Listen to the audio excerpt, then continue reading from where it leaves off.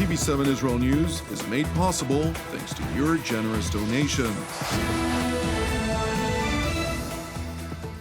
Shalom, good evening. This is TV7 Israel News broadcast to you from Jerusalem, and in today's top stories. Deadly Palestinian terror sparks undeterred riots targeting Arab villages and towns in Samaria, drawing calls for calm from the Israeli government. Israeli Defense Minister Yoav Gallant calls on Israelis to brace themselves for the days ahead. A summit in the Jordanian city of Aqaba culminates with understandings between Israel and the Palestinian Authority as part of political efforts to alleviate tensions on the ground. Tensions once again simmered over the weekend when deadly Palestinian terror blatantly claimed the lives of two young Israeli brothers in the Palestinian town of Hawara, situated in the West Bank district of Samaria, south of the city of Nablus, consequently sparking a rampage by a radical group of young Israeli settlers taking law into their own hands to enact revenge.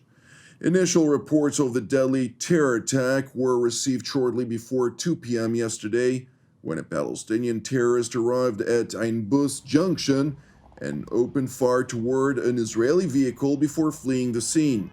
Israeli security forces and medical teams immediately scrambled to the scene of the attack. Regrettably, both Israeli victims, who were identified as brothers Hillel and Yagel Yaniv, were proclaimed dead shortly thereafter. And while Israeli security forces immediately launched a manhunt after the terrorist, several hours later, shortly after sunset yesterday evening, dozens of Israeli youth from nearby settlements flooded into the town of Hawara, among other Palestinian villages in the area, with a declared intention to enact revenge, setting ablaze dozens of vehicles in both residential and commercial structures. In tandem, multiple clashes were reported between local Palestinians and the Israeli settlers, while IDF troops and border police forces were proactively trying to disperse the rioters. And while Israeli medical crews noted that they treated two Israeli settlers, both aged 16 years old, suffering from tear gas inhalation, the Palestinian Health Ministry announced that one Palestinian man was killed after sustaining gun wounds during riots in the town of Zatara, south of Hawara. Two other Palestinians were also in need of treatment after sustaining gun wounds. A third Palestinian man was stabbed and a fourth was beaten with an iron rod. Moreover, 95 others were being treated for tear gas inhalation. In response, military sources noted that Israeli troops were not involved in the shooting of the Palestinian man who was killed during yesterday's riots, and a source noted to TV7 that the assailant remains at large. Meanwhile, Israeli Prime Minister Benjamin Netanyahu reacted to the deadly terror attack, which claimed the lives of two Israelis as well as the deadly clashes which ensued. קרה היום אסון נורא. אני מבקש לשלוח תנחומים למשפחת יניב, שאיבדה שניים מבניה היקרים, השם ייקום דמם. צה"ל וכוחות הביטחון כרגע נמצאים במרדף אחר הרוצח. אנחנו נמצא אותו, אנחנו נלכוד אותו, אנחנו נבוא איתו חשבון. אני מבקש גם כשאדם חם והרוחות לוהטות, לא לקחת את החוק לידיים. אני מבקש לתת לצה"ל ולכוחות הביטחון לעשות את עבודתם, ואני מזכיר לכם שבשבועות האחרונים הם חיסלו עשרות מחבלים ומנעו עשרות פיגועים. תנו לצה"ל להשלים את המרדף, אל תיקחו את החוק לידיים, וביחד ננצח את הטרור. Subsequently this morning, Israeli Defense Minister Yoav Gallant toured the scene of the attack, during which he expressed deep-felt sorrow for the heinous act of terror which claimed the lives of two brothers, Hillel and Yagel. אנחנו נמצאים בנקודת הפיגוע בחווארה.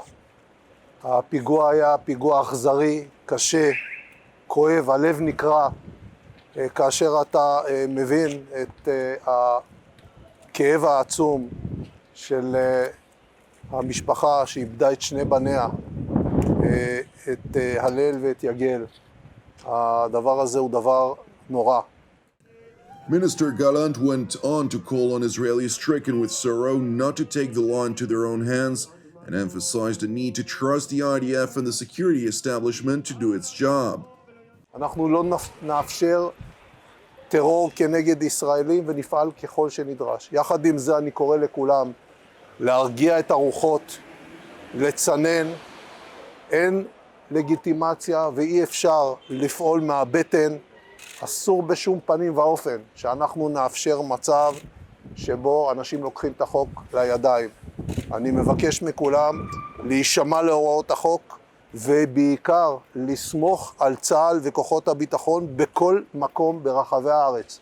תסמכו על צה"ל, יש על מי לסמוך, אנחנו עושים את העבודה. Jerusalem's top defense official further revealed that the Israeli security establishment expects complex and even difficult days ahead as hostilities may erupt at any given moment.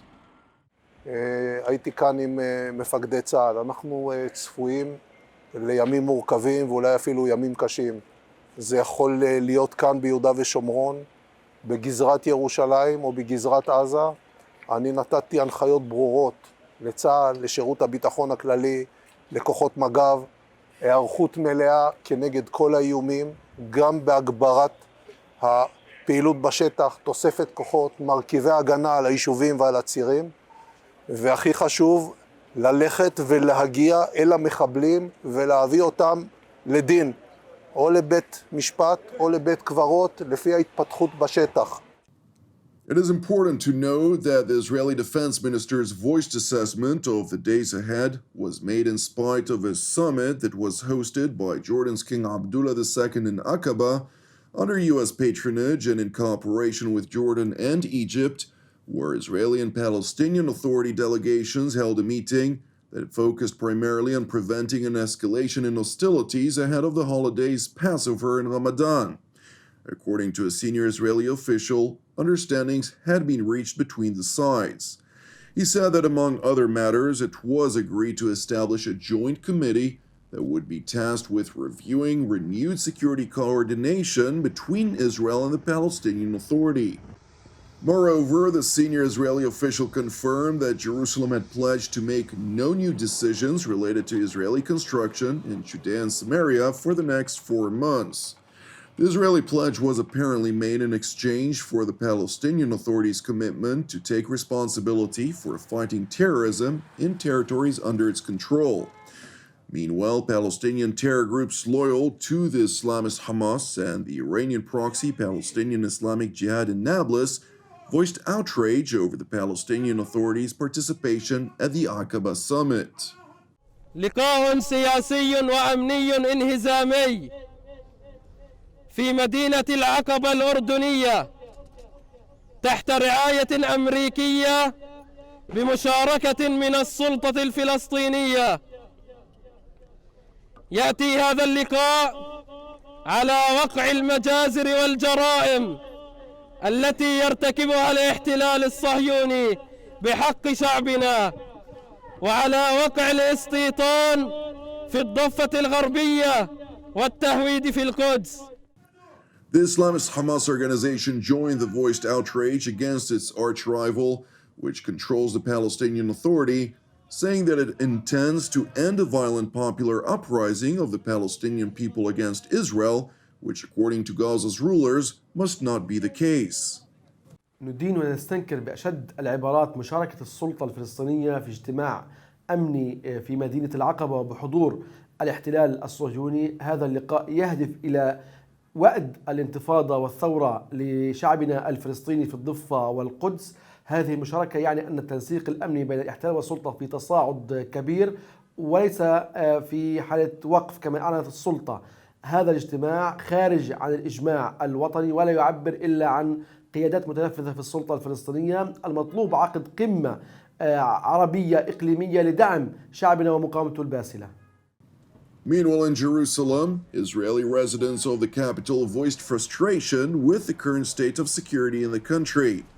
While there's a growing sentiment among Israelis that a tear among the country's diverse populations is currently intensifying, there seems little hope in any political effort to alleviate tensions ahead of yet another cycle of hostilities. I see the country being split between sort of the id and the need to express emotions and anger and frustration. And the other aspect of this country, which is a country with ribonut, a country with standing in the international community, and a country that makes agreements with other countries and has to be loyal to those agreements. So there's a real split here. I don't know nothing about what happened in Aqaba, like that just fell over me. Who read it in the internet, never knew about it. I don't know who is there and what it's all about. I know that situation here is deteriorates from day to day, and we feel insecure and that everything like collapse. In what way? In what way? That we kind of have a government that came with the promise that they will bring back security feeling, but we feel the opposite. Thank you for watching TV7 Israel News.